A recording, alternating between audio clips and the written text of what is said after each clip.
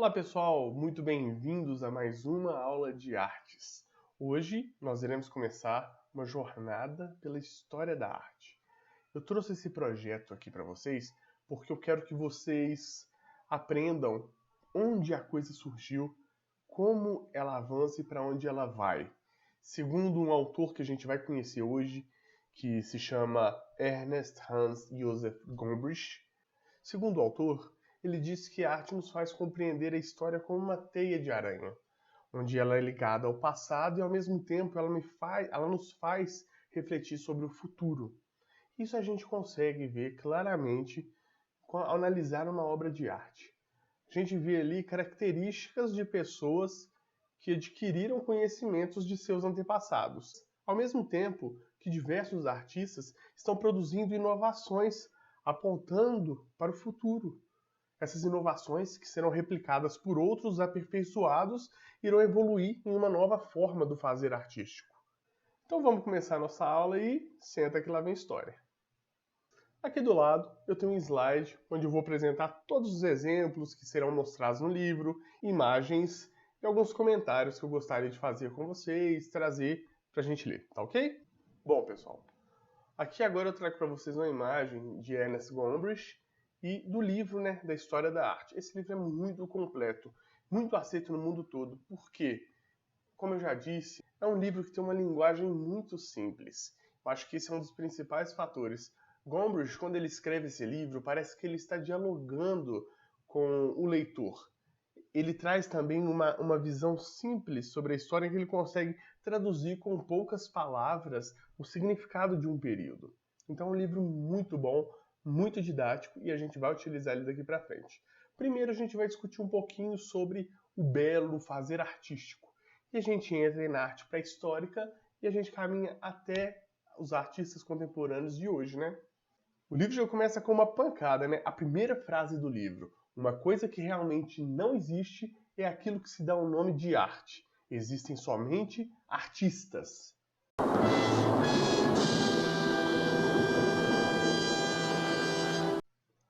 O que Gombrich quer dizer quando ele fala que não existe o que se dá o nome de arte? Lembrando que este arte é o arte com A maiúsculo. Então, atenção. O que ele quer dizer com isso é que durante toda a história da arte, desde os homens das cavernas até hoje, existem diversas formas de expressão artística.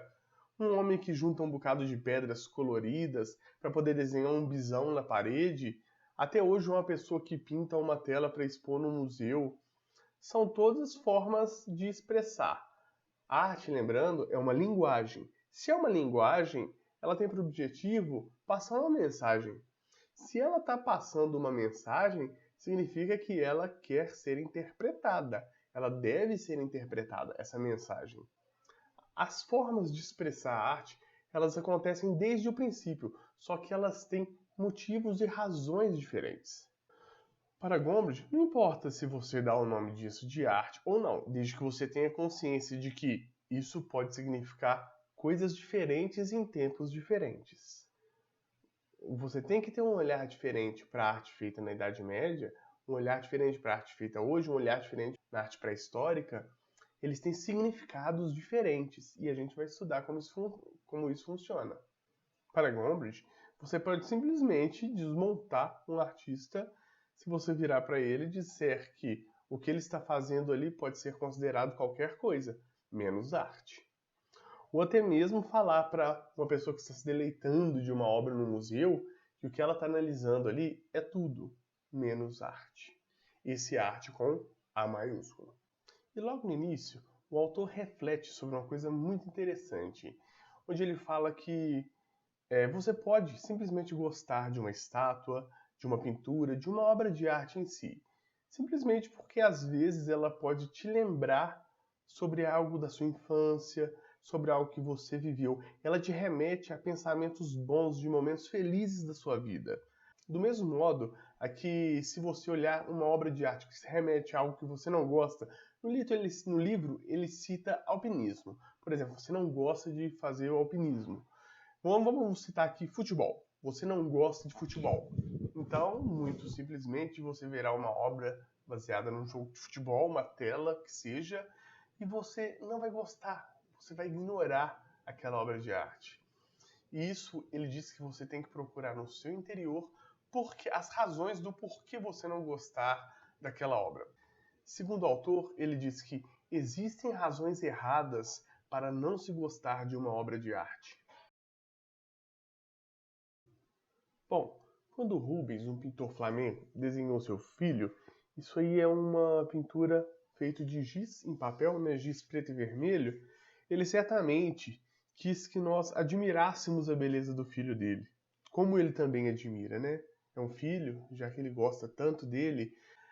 Então, ele pintou com certa devoção e queria que todos nós admirássemos essa beleza que ele também vê no filho dele. Mas o que aconteceria com retratos, por exemplo, que não trazem tantos traços estéticos? Por exemplo, vamos seguir aí uma outra pintura feita também de giz em papel, que é a pintura de Dürer. Ele também é um contemporâneo de Rubens e ele pintou aí um retrato de sua mãe, também com giz preto, e com certeza ele fez essa mesma pintura com a mesma devoção que Rubens tinha feito. Aliás, era sua mãe, ele a amava tanto quanto Rubens amava seu filho. Mas em relação aos traços estéticos de beleza, muitas pessoas podem levar a preferir o retrato da criança do que o retrato da senhora. Mas isso é uma questão que entra em estética, beleza, preferências de beleza, que a gente vai discutir também isso posteriormente. Essa obra não deixa de ser também um espetáculo tanto quanto a outra, pelos seus traços em giz, demonstrando fatos, né, cenas reais, demonstrando a realidade dos traços no desenho de papel. Quem vê esse desenho claramente consegue identificar que é uma senhora, é uma idosa. Então vamos avançar. Com o passar do tempo, nós iremos descobrir que a beleza de um quadro ela não se encontra só num tema proposto que está sendo pintado. Vamos pegar, por exemplo, dois quadros. Este de Murilo, Meninos Árabes, pintado cerca de 1679, e esse do lado do Peter, interior com mulher descascando maçãs, também contemporâneo, pintado próximo ao de Murilo, né, em 1663. Os dois retratam aí crianças, de um lado a criança com a mulher, não sei quem ela é, o que ela é dessa criança, descascando maçã, e do outro as crianças brincando. São temas iguais. Porém, o que leva você a escolher um quadro ou outro? Muitas pessoas optariam por escolher como belo o quadro, por exemplo, o do Murilo, Os Meninos Árabes. A forma como Murilo pinta as crianças neste quadro faz com que ele fique mais atraente do que o outro, não deixando o outro também de ser um quadro bonito. É um quadro bonito. Com o tempo, as pessoas começam a enxergar a beleza dos quadros, mas a priori, quando você olha para o quadro do Murilo, ele tem um pouco mais de encanto pela forma, pela forma de gesticular, pela posição. É um quadro que tem mais movimento do que o outro. Então, vamos avançar aí nessa questão da estética e do belo. Vamos pegar aí, por exemplo, esses dois quadros. São anjos tocando alaúde, Melode sur la Folie e Menning. Os dois retratam as mesmas cenas. Mas por que o primeiro quadro de Melode leva algum encanto a mais? O segundo quadro, um pouco menos, talvez. O que te faz atrair o primeiro quadro ser um pouco mais interessante do que o outro? Talvez a posição, a gesticulação do anjo? O outro está um pouco mais apático? Nós iremos aprender também que a expressão facial é outra coisa que leva à escolha de gostos em obras de arte. Por exemplo, nessa imagem aí de Guido Reni, a cabeça de Cristo, ele consegue expressar toda a dor de Cristo, o momento da paixão, né, da crucificação de Jesus Cristo, onde ele expressa certa agonia, porém certa esperança, quando ele olha para o céu, né? E essa imagem, ela foi tão famosa que ela chegou a ser representada em várias capelas, inclusive capelas de vilarejos, casas de pessoas mais pobres. Eles tinham uma imagem dessa cabeça de Cristo pintada, porque foi uma imagem muito difundida, uma imagem que retratou realmente a sua beleza, né? Ao mesmo tempo que essa outra imagem aqui, pintada na Idade Média, representa a mesma situação. Porém, não podemos a ponto de dizer que uma imagem é simplesmente melhor do que a outra, porque antes da gente falar sobre ali o mestre toscano, a gente tem que analisar quais eram os recursos que o mestre toscano tinha na época, o que ele utilizava para que ele pintasse essa cabeça, quais eram as técnicas do mestre toscano. Ele certamente quis expressar a mesma coisa que o Reni. No livro, Gombrich diz que existem pessoas que gostam mais de expressões claras, enquanto outros gostam mais de quadros com menos expressão.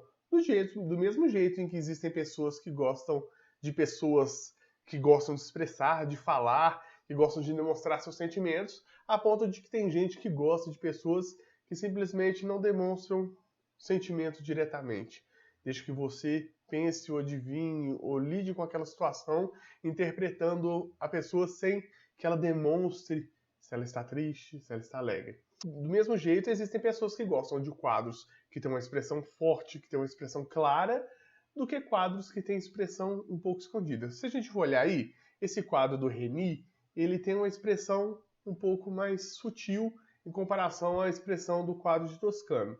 Mas a gente tem que saber, no caso, como eu falei, analisar qual a época que as imagens foram pintadas, os recursos que ele tinha naquele momento e as técnicas que ele utilizava.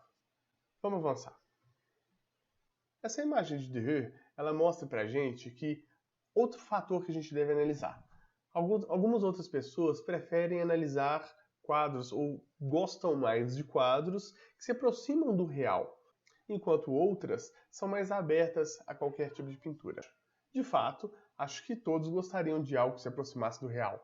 Porém, a nossa obra seguinte, que é a obra de Rembrandt, pintado também um elefante, não seria pior do que a outra? Não seria, de certa forma, mais feia que a obra de Dürer, que a Lebre de Dürer, porque pelo fato dela não se aproximar tanto do real. Rembrandt, ele tinha um poder mágico de fazer com pequenos traços a apresentação de uma próxima realidade. Se você analisar esse desenho do elefante, você consegue notar que foi giz sobre papel, e nesse papel ele consegue, com poucos traços, demonstrar as rugas do elefante. Então ele consegue deixar essa imagem próxima, com poucos riscos, não se preocupando em fazer uma imagem realista, porém não deixando ali de apresentar traços da realidade de um elefante. Se você notar na cabeça do elefante, você consegue ver até os pelinhos do elefante na cabeça, o formato da orelha. São traços simples com uma realidade muito próxima de um elefante.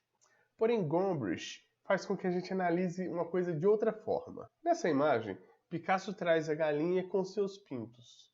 É uma imagem realista, e você olha, você consegue ver traços da galinha, mas te digo uma coisa. Voltando na situação de pintar como a realidade, quando a gente vai num museu, muito comumente você encontra pessoas reclamando, debochando, até zoando de certas pinturas que são distorcidas da realidade. Mas será que o artista não pensou em fazer aquilo de propósito? Vamos levar em consideração o Walt Disney. Quando você tem ali um desenho do Walt Disney, por exemplo, Mickey, o Mickey é a representação de um rato. Um rato não é daquele jeito. O Mickey não tem nada de um rato, só o rabo do rato, né? O Walt Disney não saberia desenhar um rato ou ele quis desenhar o Mickey daquela forma como ele desenhou? Certamente ele quis fazer o personagem caracterizado daquela forma, porque aquela imagem é uma caricatura de um rato. Não significa que o Walt Disney não sabia desenhar um rato. Mas por que a gente não analisa as obras com essa mesma perspectiva? A gente não vê a mídia falando mal de um desenho da Disney ou de algum outro desenho de caricatura, como eles fazem em críticas de jornais baseados em pintores.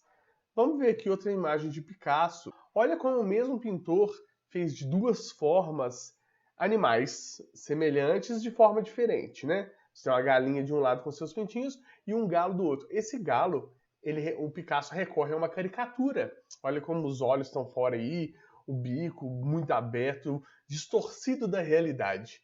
Picasso não saberia desenhar um galo? Claro que saberia. Olha a galinha que ele fez.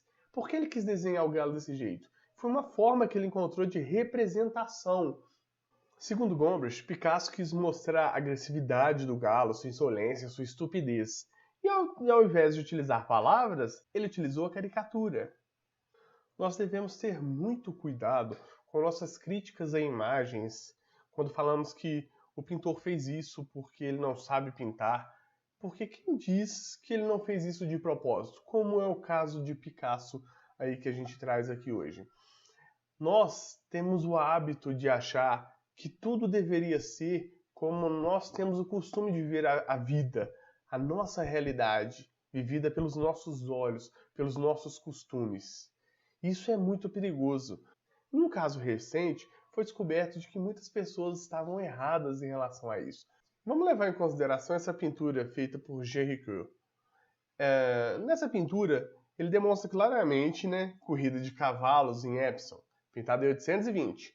Você olha para os cavalos, você tem a sensação de que eles estão correndo, ou não.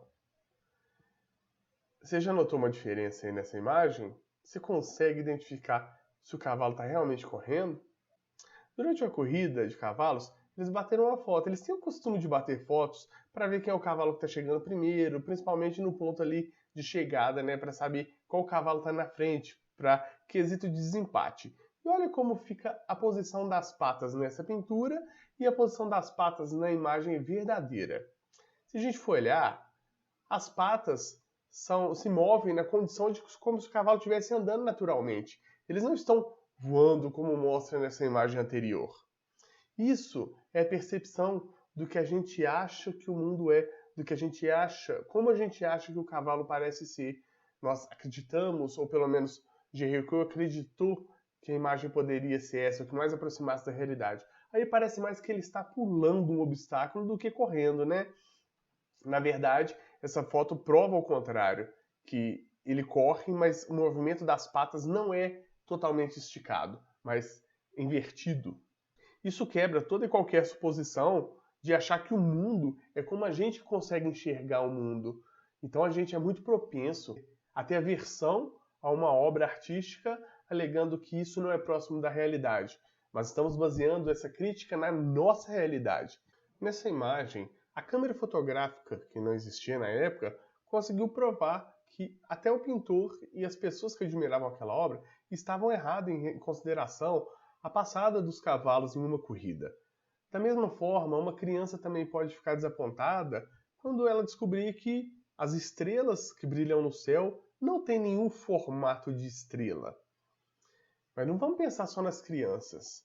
Você pode muito bem ser criticado por pintar um quadro onde você não coloque o céu da cor azul. Se você colocar o céu da cor vermelha ou de outra cor, é porque nós estamos acostumados com essa realidade.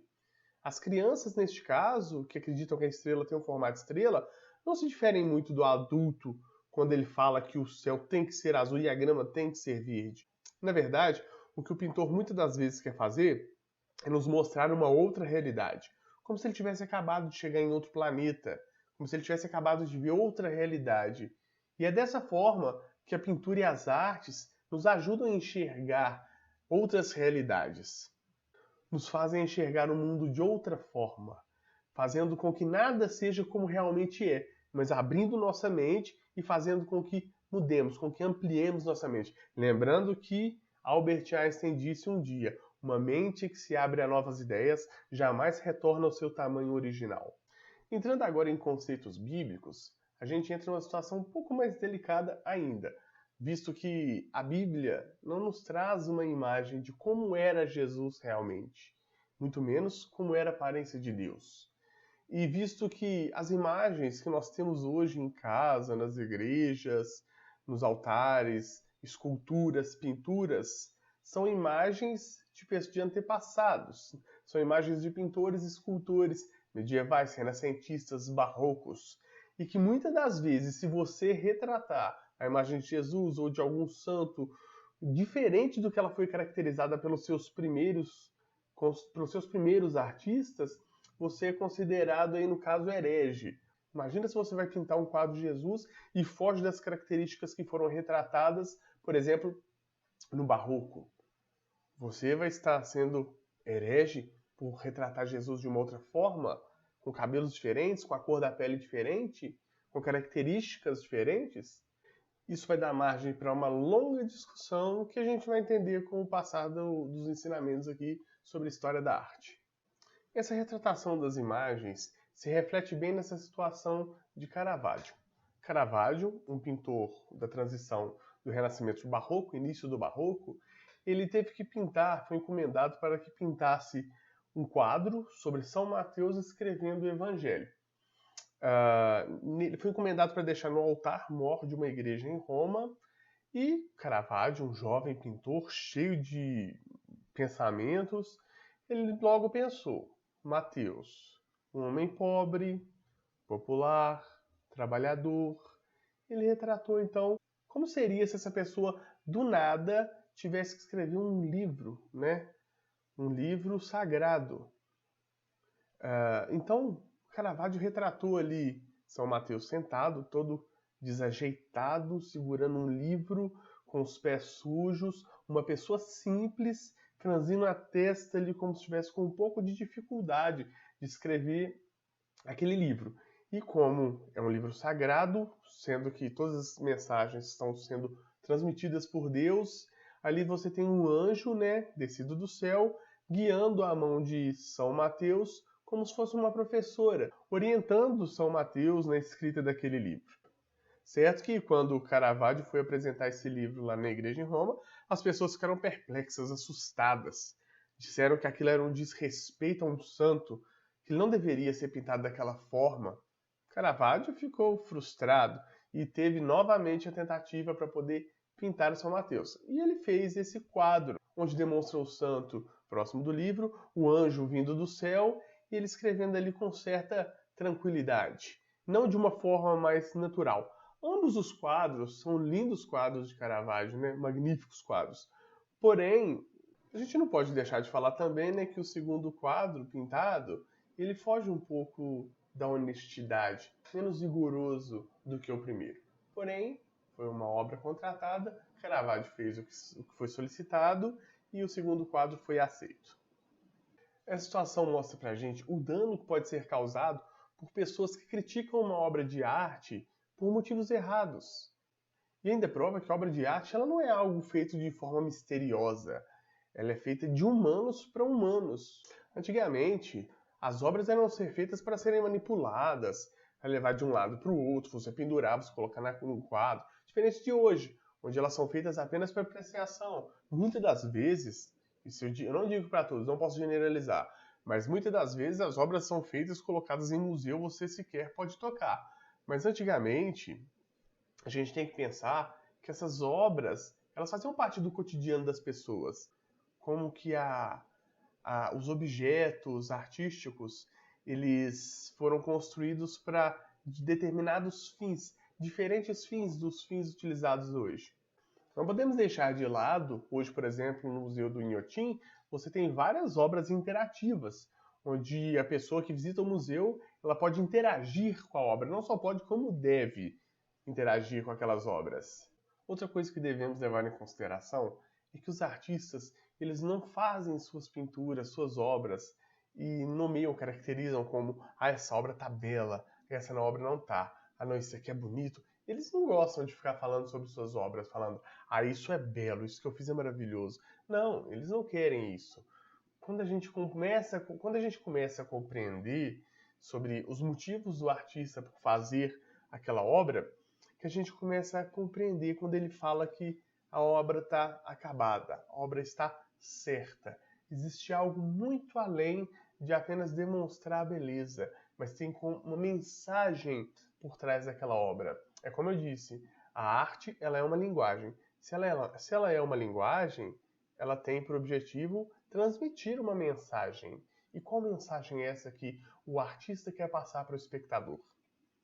Porém, é muito difícil a gente compreender sem colocar a mão na massa, sem passar pela situação do artista. É muito difícil a gente levar isso em consideração, porque na grande maioria não somos pintores, escultores, músicos. Então, como que a gente vai colocar isso em prática para sentir o que o artista está passando naquele momento ali, o que ele quer dizer, como agora está certo, está equilibrado, está no ponto. Você vive isso cotidianamente. Por exemplo, quando você está se arrumando para sair, e você para em frente ao espelho e começa a olhar a sua roupa. Olha, essa roupa não combina, essa camisa tá legal. Não, tem que trocar esse sapato, não tá combinando com a maquiagem. Não, isso aqui você não troca, esse brinco não posso trocar, não combina esse cinto com esse sapato. Isso que você está fazendo é uma forma de equilibrar as cores, de combinar as cores, combinar estilos. E quando você faz isso, certamente você vira, não, isso eu não posso mexer, isso já tá bom, tem que trocar aquilo. É a mesma coisa que o autor faz quando ele vai pintar um quadro, quando ele vai fazer uma obra de arte. Ele busca o equilíbrio, ele busca harmonizar as cores. E que no final todo mundo chega a uma conclusão, bom, agora tá perfeito, isso ficou bom. E assim é a vida do artista. Mesmo assim, a gente ainda não pode se comparar aos grandes artistas, porque a gente está fazendo aqui uma brincadeira com trocas de cores e modelos.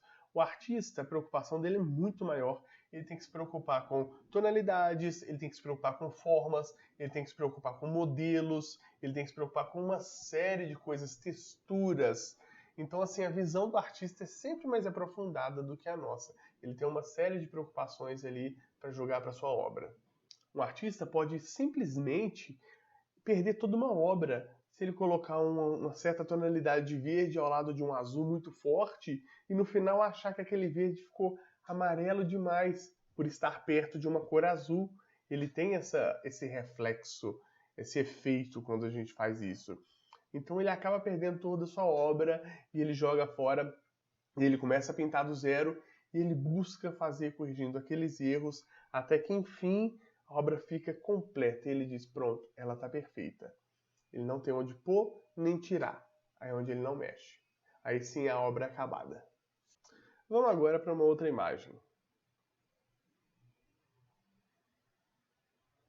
Analisando aí, a Virgem do Prado, pintado por Rafael, pintor renascentista, em 1505, a gente pode ver em Maria, de olho nas duas crianças que, no caso, onde ela segura ali seria o menino Jesus e do lado São João Batista, em que ela simplesmente olha com um olhar tranquilo, as duas crianças ali brincando, e a gente consegue ver que nessa imagem a preocupação sobre o equilíbrio não é apenas a única forma de retratação. Como essa é uma imagem renascentista, você pode ver que Maria está alocada mais ao centro, Jesus no centro do que formaria ali um triângulo, com São João Batista agachado, formando ali essa imagem de um triângulo, e lá atrás a paisagem de forma horizontal, dividindo entre a terra e o céu. É uma imagem claramente renascentista. Mas a preocupação de Rafael aí quando ele constitui esse quadro, a gente consegue encontrar nos esboços de seus cadernos antes dele pintar. Vamos ver o esboço. Nos esboços do caderno de Rafael, a gente mostra aí que antes dele pintar a obra, ele colocou no seu primeiro esboço aqui na parte de baixo, Jesus caminhando contra Maria e virando o pescoço, tentando olhar para a mãe. Enquanto ele colocou lá São João lá atrás, né, tem um rabisco meio fraco. Depois ele não gostou daquilo. Ele mexeu, girou o corpo de Jesus, olhando para a mãe.